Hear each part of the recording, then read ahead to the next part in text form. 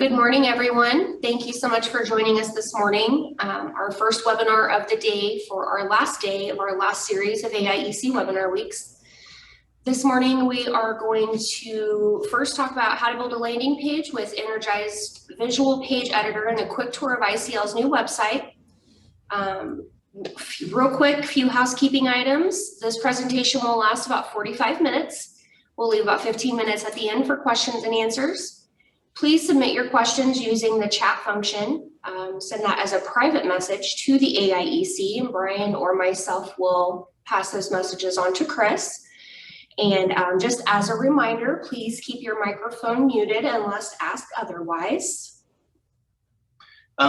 Just a reminder that if there are any professional engineers on this call, this session does not qualify for PDHs, but the 10:30 and the 1 o'clock ones do. So just be sure to make sure you get logged in and view those, and we'll get those. I'm hoping to send those out later this week. So be sure you stay on for those. Our presenter today is Chris Reynolds. He's the manager of creative services for Energized Graphics. So with that, I'll hand it over to you, Chris. Thanks, Brian. Thanks, Ashley. Yeah, as they said, I'm Chris Reynolds. I'm the manager of creative services here at the AIEC. So when I was thinking about what to present on here, landing pages came to mind really quickly. And I think the reason is that they're really good marketing tools that I think the co-ops and the statewide could gain to benefit from quite a bit, and they're not really utilizing. With our new Energized platform, they're really easy to create. They can be put together in probably just about an hour or so. So I'm going to kind of start off just kind of touching on, why would we want to be using landing pages, and, what are landing pages? So here, let me switch to my presentation. So what is a landing page? Landing pages are a focused and really cleanly designed web page with a single purpose, okay? And that purpose is to get results for your key deliverable. So, what are you sending them there for? You want to kind of turn them over and get them to click and be active on that particular subject. So I began creating a PowerPoint for this, and I kind of started to develop some tics and then some emotional issues, and then I decided that maybe I'm allergic to PowerPoint. So instead of PowerPoint, I thought, it's going to be way more appropriate to create a landing page and present from that. So that's what I did. And right over here, we've got this landing page that I've created. So why should we use a landing page? Well, landing pages are attention grabbers. It's commonly said that you have 5 seconds to convince someone to take action. And I think this is true. When you hit a page, most people decide pretty quickly if this is where they want to be and if they're going to take action, right? So you want to really hook them right away, grab their attention. Secondly, it removes distractions. Let's keep our users focused on what we sent them here for, right? And this is why, and this is a key thing, why we're using a landing page over a traditional page. I see traditional websites almost thriving. It's going to sound kind of bad, but it's not actually bad.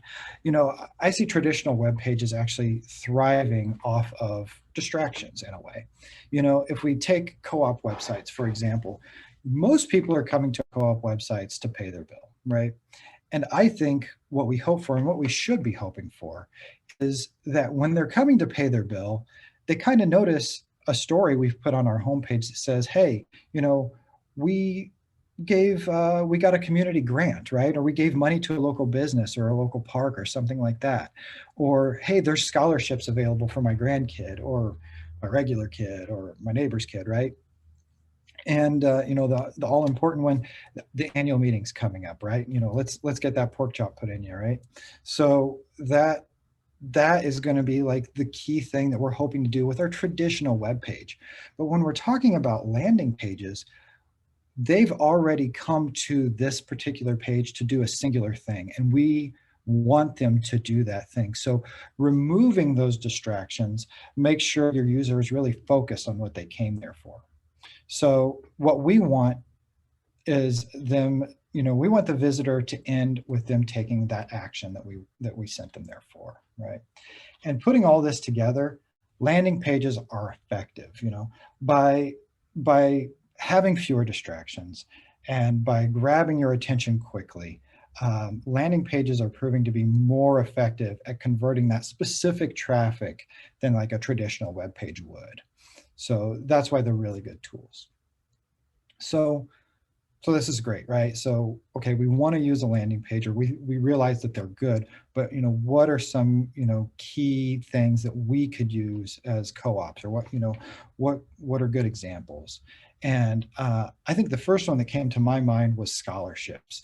When I talk to co-ops, they're always hoping to get more engagement out of the scholarship program, right? They want to convert more kids and bring them in. So if we were to create a landing page for scholarships, I think we're going to get more submissions with that dedicated scholarship landing page. It's going to funnel them right into a button where they can click, and then they can start to fill out that scholarship application form.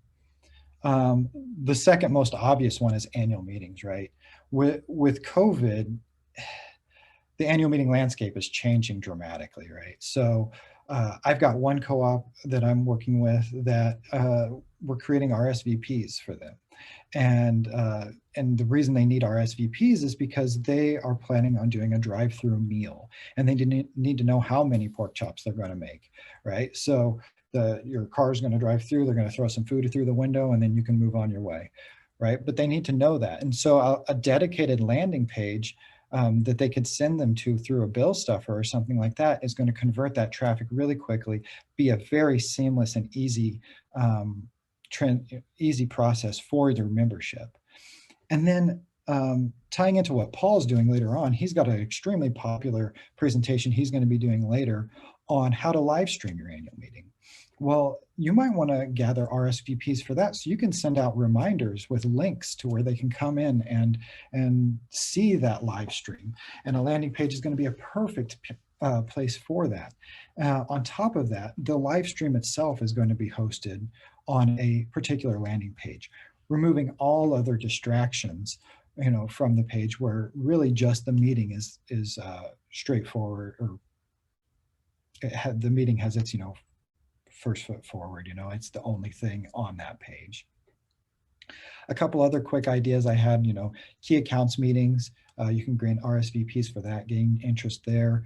You can get leads from people that might be interested in Operation Roundup, just a dedicated Operation Roundup landing page. And then some of our co-ops have supplementary services. Maybe they're selling a water heater with like 15 inches of insulation in it or something, or some of our co-ops have internet service as a supplementary service that they'd like to promote. And that is the bread and butter of landing pages. That's where they really shine. They are a clear marketing tool for selling these types of things. So okay, so we want to use a landing page, but where do we start, right? So what I did, I pulled together 5 elements that will help your landing page be more successful. And it's going to kind of give you a starting point on how we can potentially structure these as well. So I'll scroll down. So here are the key elements of a strong landing page. And the first one here is a clear value proposition. So basically what this is what services do you provide? Right? And how is your proposition different from anybody else's? A couple examples of these I've got here that I thought were pretty effective. Uber really tried to kind of key in on their convenience aspect of this, right? So tap the app, get a ride. I really liked this. I thought it was really strong because it was simple and to the point, and really kind of conveyed the message that they were going for. They wanted to show that they're convenient. Another one here, Slack. We use Teams here. Slack is really similar to Microsoft Teams, but I loved this message. This is one of my favorites, a messaging app for teams who put robots on Mars. And what they're really pulling in here, and what their proposition value is they're extremely credible, right? They are the company that works with people that put robots on another planet, right? And so that adds a lot of credibility to their message, and it really demonstrates productivity, right? It's extremely, collaborating in an environment like that where you've got a large team putting robots out there into outer space. That really helps sell that productivity message as well.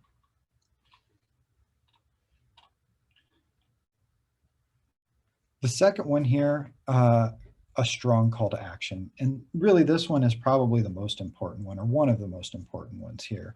Call to actions, they're commonly buttons or like a small sentence, but call to actions are, very short and precise. I've got a couple more examples here I'm going to show. But here's one from Moon River, or it's actually AYR, but instead of saying like shop now or something generic like that, they said I want. I thought that was kind of clever and different.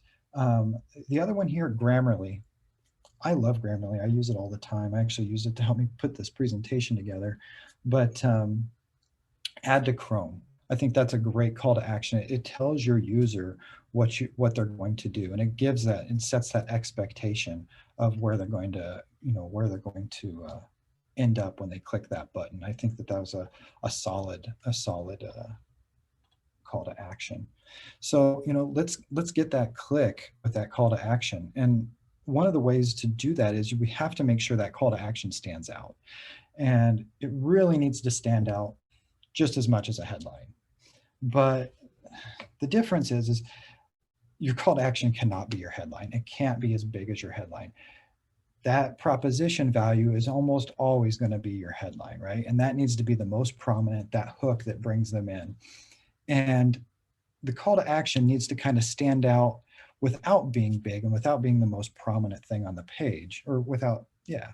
And so one of the ways we do that, we just use some standard common design techniques to do that. And they're pretty simple, really. You can use a bright color that will make it pop against everything else that's being used on the page. So for instance, if we look at the top of this page again, I could have had a button right here that maybe I pull in this bright orange from her shirt, and that's really going to pop and stand out against the larger text on the landing page. The other thing is there's a decent amount of negative space here, or what we would consider white space. And by kind of floating something out in the middle of white space, that really is going to draw a lot of attention to it and make it a more prominent piece on the page. So using those common design techniques, we can really kind of help that call to action kind of pop and be an important part of the page without putting it in your face and being like really big and bulky in the top. Number 3. So this is quite possibly the most challenging element, and that's limiting content. We all get really excited about our events. We get excited about what we're selling, and we want to tell everybody everything about it. But this is really important. Limiting your content is really important. It keeps the user focused. It keeps them moving towards the end goal of clicking that call to action, right? So, we want to work towards a goal of zero fluff. Landing pages, they tend to be more successful when you can communicate your message as concisely as possible. So number 4, we've got some relevant visual images here. And solid images, they're going to showcase your deliverables as well as kind of evoke emotions, right? So if we can get, for instance, if we can get images of people using your product, or maybe people benefiting from the service that you're providing, that's really going to help, create that emotional connection with that product or with that service that you're trying to put out there. And that really speaks to the 5th one and the final one, and that's social proof. Social proof, we're trying to get like a consensus around your product, because other people are using it. So you want to make your service kind of seem popular. One of my favorite examples of social proof is a laugh track. I'm sure laugh tracks have kind of waned in the recent years, but they're kind of in a sitcom, they're a classic example of social proof, right? So were you not sure that joke was funny, but listen, it's okay to laugh. All these other people are laughing. Go ahead and laugh. but here's a little hint, that joke probably wasn't all that funny, but it was a crutch that sitcoms had used for ages, and it was, you know, for good reason. It was effective, right? But that just kind of boils down to people are influenced by other people, right? And to kind of be more specific about it, people are more influenced by people of their same age and their same status. So it kind of keys in on your target market, right? So if you're wanting to get more young people at your annual meeting or something like that, we're going to try to find photos of younger people enjoying your previous annual meeting, and you know, really kind of hit up that target audience. Really common sense type of stuff here. So let's show people using your product or show people enjoying your service. But social proof, it doesn't always have to come from an image, right? Testimonials are another classic example of social proof. They're pretty simple to pull together, and you know, pretty simple to implement onto a page as well. But outside of a testimonial, you know, bringing social proof into your value proposition is also really effective. You could say something like, become one of the hundreds of people that save money this year with that water heater with all that insulation in it, right, that you're trying to sell. Or join all of your friends and family at our annual meeting, you know, with a mask and maybe your vaccine. Maybe we should just hold off on that until 2022, actually. So that's, you know, that's a broad overview of why landing pages, and I hope I didn't bore you to death with that. But you know, with those kind of key elements in mind, I think, you know, we could probably hop in and see how on Energized Graphics platform we can kind of quickly build a landing page. So let me bounce to the back end here.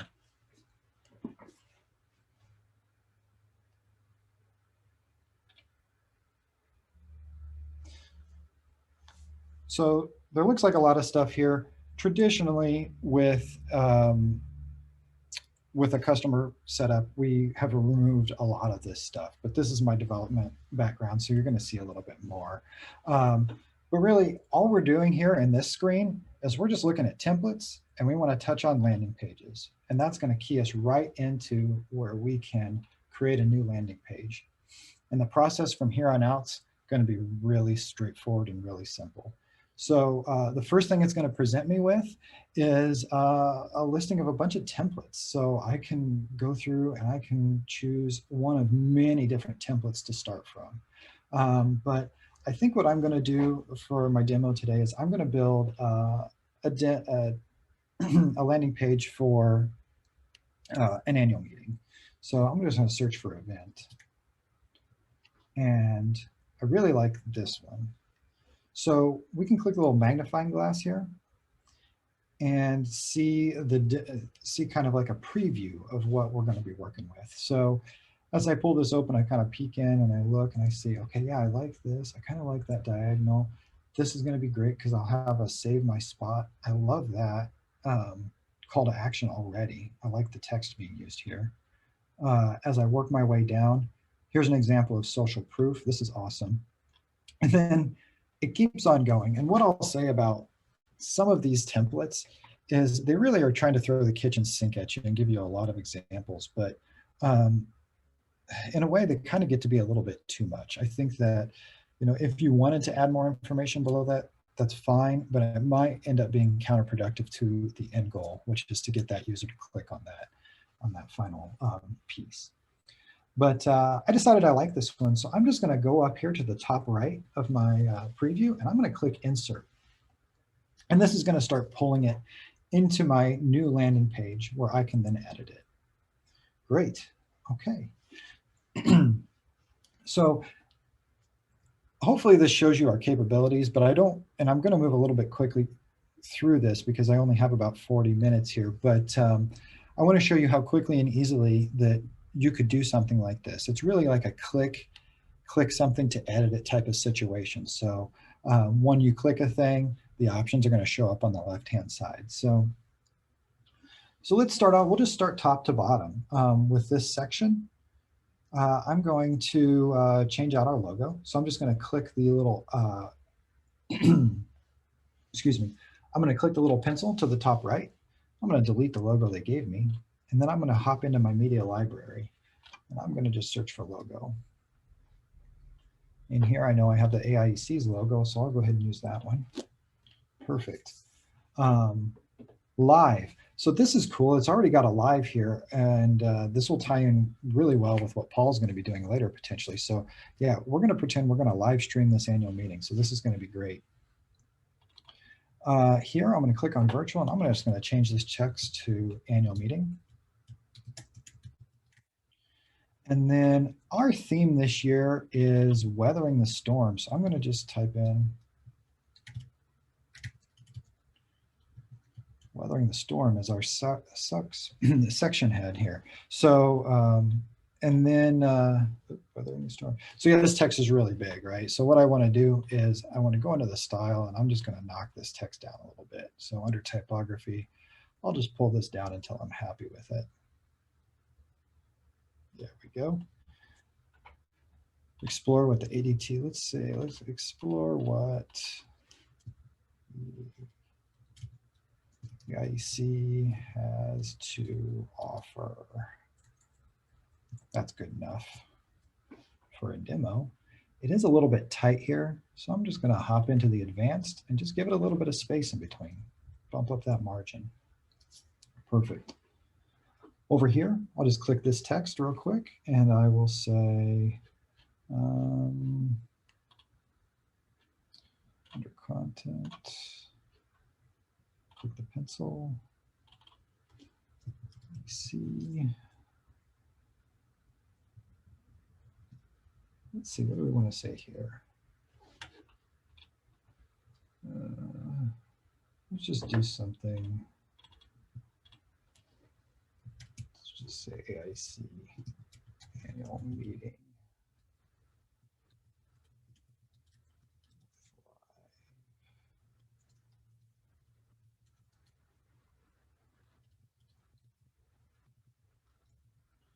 Cool.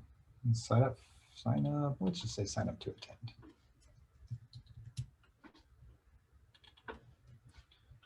Perfect. So if I look at this, I think this is looking pretty good. I love this call to action, but it really kind of doesn't pop as much as I was hoping. So I think I'm going to hop in here. I'm going to click the pencil for this form. And under style, I'm just going to hop down to the button here. And for the background color of it, I'm just going to choose one of my pre-made colors. Yeah, I'll choose this orangish yellow here. Perfect. That's going to really kind of stand out amongst all that stuff. This template seems to have like a ADT in the background here, and I've got a good image of alignment that I'd love to use here. So I'm going to click on the section, and I'm going to edit its background. So under its style, I'm going to go to its background overlay and remove that ADT. Then I'll just pull in the image of my alignment, insert that. I think we're looking really good already. One thing it did do though is it kind of made my text hard to read. So I'm just going to kind of knock down its opacity a bit right there. Perfect. But it's also not really fitting well. So its position, I'm going to tell it to center it. And then for its size, I'm just going to tell it to cover the entire area. And that kind of helps it fill that entire space. All right. So as I scroll down, set up goals for your 2021. So what would I say here? Let's just say we've set new goals for 2021. Find out what the future holds for us. That's good. A nice paragraph here. Personally, I think that's kind of fluff. I'm just going to right click it and delete it. And now we're down to our social proof. And I think this is really cool that they're actually incorporating a video here. Let me see. I'm going to delete this text underneath here. And I'm going to delete their video so I can put my own in. Oh, here's some extra fluff. I'm just going to remove that and remove that. And all I'm doing to do that is just clicking on this X on these sections. And I can kind of clean out all these areas that I don't need. They've also got some kind of cutesy elements in here that I don't really care for our meeting. So what I'll do is I'll just right click on them and delete them as well. And then remove that. So now what I want to do, I want to get some social proof in here. Okay, so what I'll do is I'll come over to my left-hand side to all of my different widgets where I can add more text. I can add another button. I can even add, you know, animated headlines and things like that. But what I really want is just a simple image. So I'm going to grab my image here on the left and drag it right into the section that I'd want it to display. So right there. And for our annual meeting, I want probably an image of the standard kind of meeting here. I've already found one that I think is going to work fairly well. And I'll just insert that. And so I think that's decent social proof. It shows a lot of, you know, our meeting is well attended, and it kind of gives you an idea of what to expect. But what they had there initially was a video. And I think that video was actually a really cool idea. And I thought of this kind of last minute, or else I would have pinged Paul and asked him for our annual meeting video from last year. But he's already putting on a big enough presentation later this afternoon. And what I did have to kind of demonstrate this is I had the video from Cooperative Technology Conference last year that I could show as a demonstration. So all I'm going to do is I'm just going to grab the video widget here on the left-hand side, and I'll just pull that right in, drop it in, and then I'll remove this YouTube link, and I will come over here, see if I can grab my YouTube link for the CTC conference, and boom. There we go.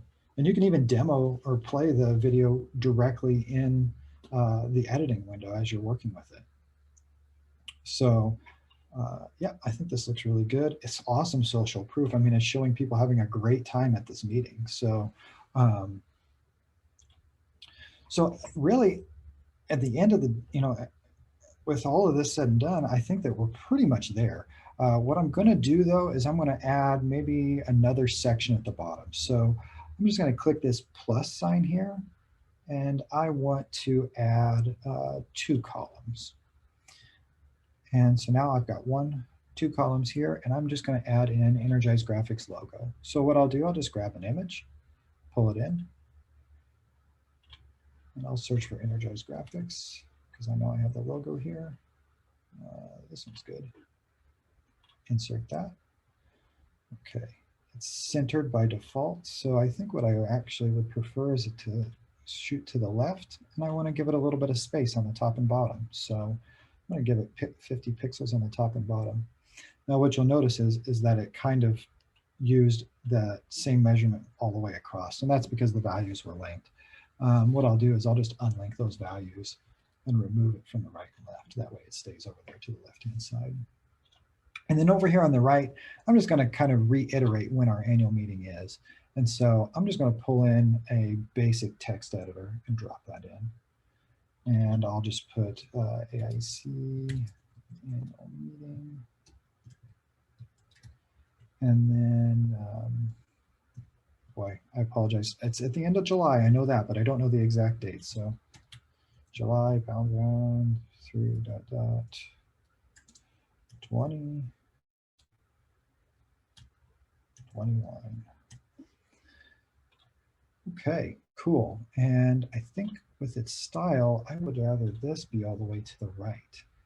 And then with this particular column, I would prefer that the vertical alignment be to the middle. I think that looks really good. So now at this point, we can just preview this page. So I'm going to hop down here and just click this simple little eyeball down here to preview what it's going to look like. So let's see what we got. So we pull it open. We got a little swinging live symbol here. Well, those dates are obviously incorrect, but we can edit. We could have edited that really easily. I think this is looking really good so far. As I come down, my video plays. Perfect. So, you know, it said there's a lot to be said about designing things mobile first. And I think that that is extremely important. Most of your traffic is probably going to be on a mobile phone.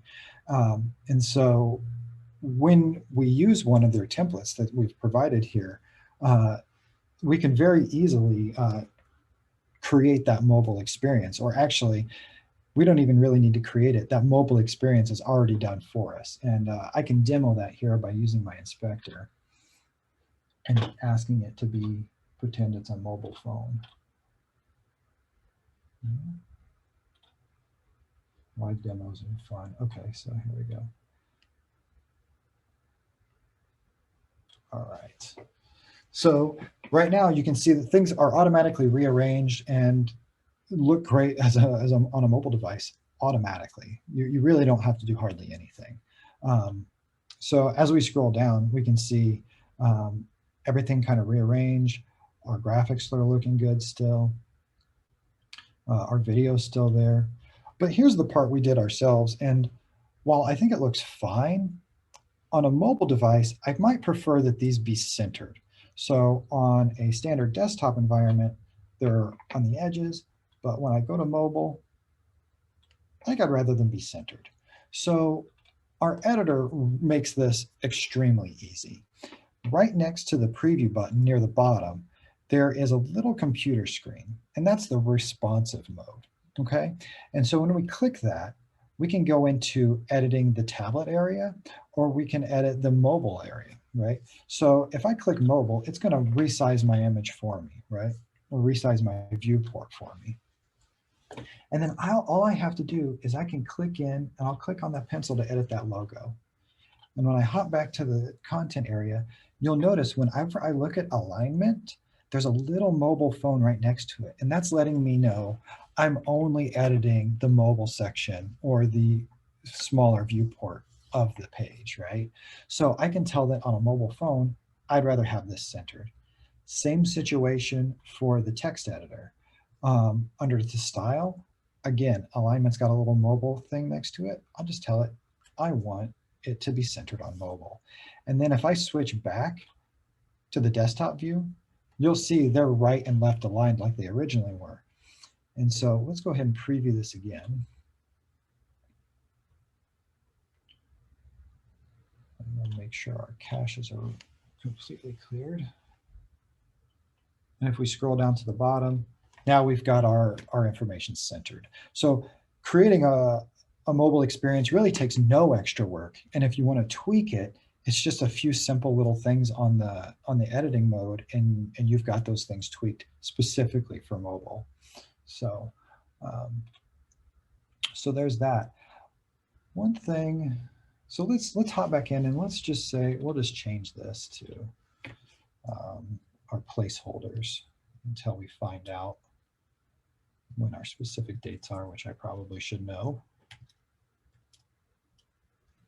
July of 2021.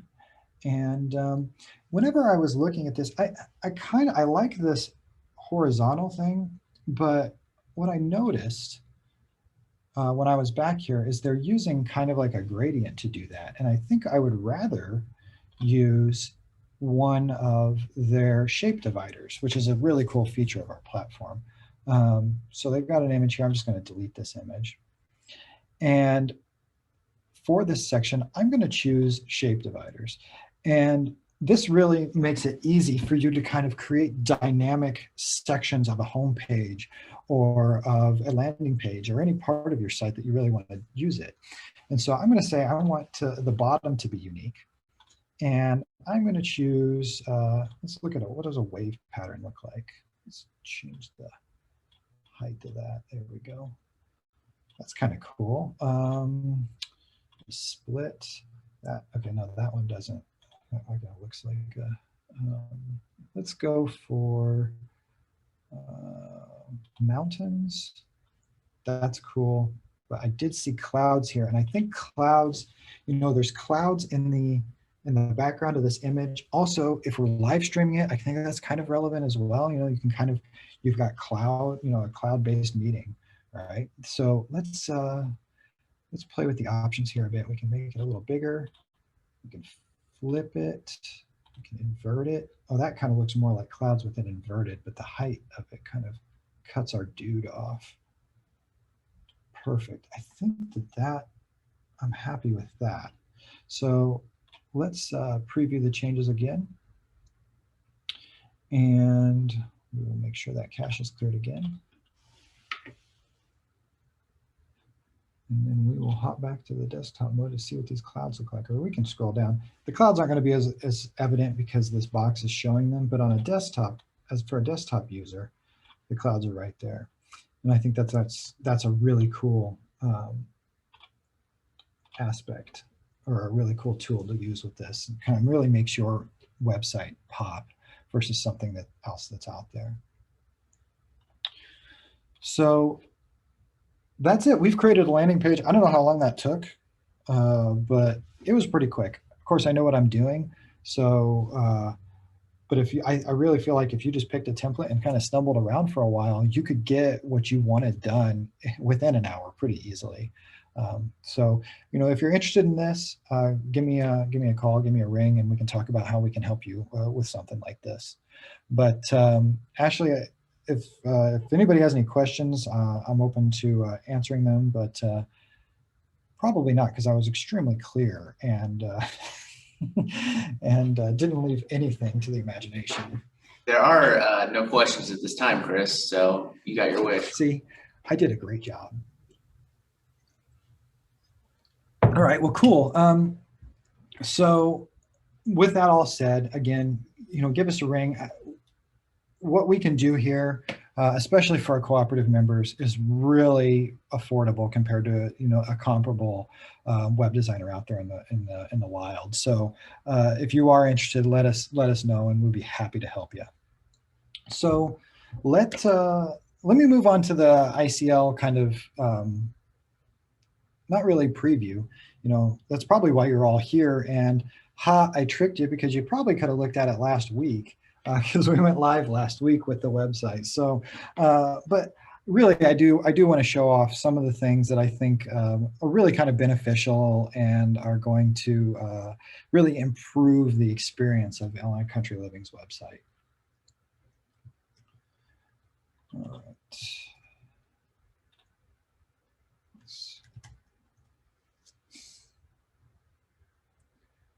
All right, so when you load the new ICL.coop, you're going to see right away that it looks completely different. Our cover story for the month is going to be big and prominent, and we were really fortunate for April because the lead-in photos and the photos that were provided for the story were just beautiful. So we're going to have a really big, you know, dynamic photo to lead you in. And then traditionally on the homepage of ICL, we've got those three kind of key elements or three kind of highlighted items. And those will be highlighted on the right-hand side over here. And then as you scroll down, you know, you've got a really clear upfront way to hit snapshots. We really hope to get more engagement there. And the secondary, some of the columns are really prominent. Then we tie in right into Finest Cooking. It's got its own little section here, and then you can search the recipes directly right there. So that's kind of the homepage redesign. If we look at our issues section, I think the issues pages have really kind of taken a step up as well. We've got the cover image along with the really beautiful and, you know, featured image along with the secondary, and then each one of the columns kind of stands out and really kind of pops. So so that works. I think that looks really good. As far as, you know, Finest Cooking goes, the Finest Cooking section again will have that dedicated recipe search, and also we've obtained finestcooking.com, so you could promote the Illinois Country Living recipes by just, oh, okay, well, that is Dan.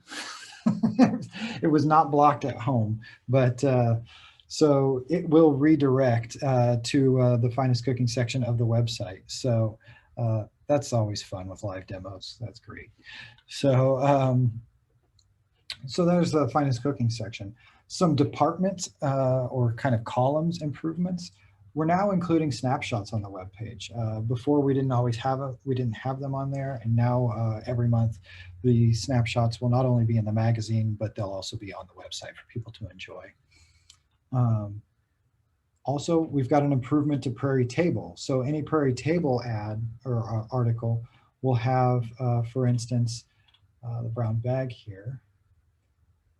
So along with the story, the Prairie Table is going to have a map here where people can plan out their road trip or see how far it actually is to get to this particular destination. So that's something that's really easy for the end user to explore. The next thing we added was the ability to click on the author. So right now Colton wrote this one, so I can click on Colton's name here and see everything that Colton has written for the magazine since he started. So this is functionality we did not have in the previous version of the site and was recently added. So I think it's really helpful, really useful for us. But and then any of you that have done center sections, and maybe you've not done a center section, and don't get this email, but Valerie sends out an email with the current month's issues every month. And what that link is to our archive. And if you're ever interested or ever need to reference old issues, that issue archive is in the footer. So we can click on issue archive, and we can see every Illinois Country Living issue all the way back to when we began in 1943. So when we were Illinois REA News.